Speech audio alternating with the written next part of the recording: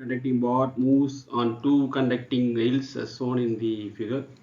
A constant magnetic field B exists into the page. The bar starts to move from the vertex at time t equal to 0 with the constant velocity. E வந்து constant. The induced EMF E is proportional to t போறேன்னா the value of n value என்னன்னு கேட்டிருக்காங்க. அந்த n value two connecting bar வந்து என்ன உங்களுக்கு moves on two conducting railsன்றாங்க. There is a conducting bar. The two conductor railsல வந்து இப்படி move ஆயிட்டு இருக்கு. upward. velocity வந்து கான்ஸ்டன்ட். அதே மாதிரி b வந்து into the paper. paper into the paper கொடுத்துருக்காங்க. டைம் t equals இல்லை e proportional to t power n னா இந்த வேல்யூ ஆஃப் n என்னன்னு கேட்டிருக்காங்க.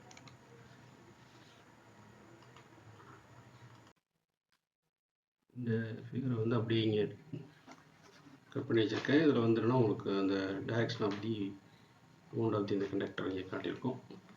b வந்து பேப்பர் இன்டு தி பேப்பர் அப்படிங்கிறது வந்து கிராஸ் மார்க் காட்டுது. இப்போ இது வந்து இன்னும் உங்களுக்கு இந்த செக்ஷனை பார்த்தோம்னா உங்களுக்கு இந்த இடத்துல லைன் ட்ரா பண்ணோம் அப்படின்னா 30 டிகிரி, இது ஆல்சோ 30 டிகிரி. இது எக்ஸ். இங்கே வந்து என்னன்னா உங்களுக்கு இது வந்து ஆப்போசிட் சைடு, இது வந்து என்னன்னா அட்ஜஸ்டன் சைடு. இப்போ அட்ஜஸ்டன் சைடு ஆப்போசிட் இருக்கும்போது உங்களுக்கு ஆப்போசிட் வேணும், அசைஸ் கொடுத்துருக்கனால உங்களுக்கு டேன் வேல்யூ எடுக்கணும். இப்போ டேன் 30 டிகிரி வந்து we know that 1/√3. ஓகேவா? this is equal to opposite இருந்தது தான் நமக்கு தெரியணும். இந்த செக்ஷனை பொறுத்த வரைக்கும் ரைட் ஹேண்ட் ட்ரையாங்கிளில் divided by x. இப்போ opposite is equal to x by √3. இங்கே ஒரு ஆப்போசிட், இங்கே ஆப்போசிட், ரெண்டையும் ஆட் பண்ணால் இந்த டோட்டல் சைட் தெரியும். அப்போ டூ ஆப்போசிட் இருந்ததுலாம் உங்களுக்கு என்ன உங்களுக்கு அந்த length effective length is 2 times x by √3 node. இப்போ now E is equal to MF, M is equal to BLV. So B Lோட வேல்யூ வந்து என்னென்னா உங்களுக்கு 2x by √3 கண்டுபிடிச்சது into V. We know that V is equal to என்னது x by t தெரியும். x is equal to Vt. அப்போ இந்த x போல் Vt search பண்ணிக்கலாம். அப்போது V into 2 by √3 into Vt into V.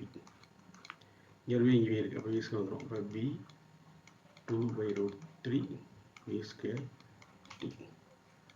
இவங்க வந்து கான்ஸ்டன்ட் ஆசி சொல்லிட்டாங்க. அப்போ பிங்கிறது வேல்யூ கான்ஸ்டன்ட்டு தான், ஏன்னா யூனிஃபார்ம் சொல்லிட்டாங்க. 2 by √3 நம்பரு, அது உங்களுக்கு வந்து இந்த ரேஷியோவும் கான்ஸ்டன்ட் தான், இது ஆல்சோ கான்ஸ்டன்ட். அப்போ என்னது E ப்ரொபோஷனல் டு உங்களுக்கு என்ன வருது T வருது. ஆடி கிவன் என்னது E proportional to T power n. இந்த T வந்து இப்படி எழுதலாம் அப்படின்னா உங்களுக்கு E ப்ரொபோஷனல் டு T போல T பவர் 1 எழுதலாம். ஏன் T பவர் 1 ஆல்சோ T தான். அப்போ இங்கே பவர் 1, இங்கே பவர் n. அப்போ n என்ன இருக்கணும், 1 தான் இருக்கும். n equal to 1. ஸோ இங்கே ஆன்சர் என்னது 1. Then the value of n is nothing but 1. Thanks for watching. Keep watching, subscribe and share.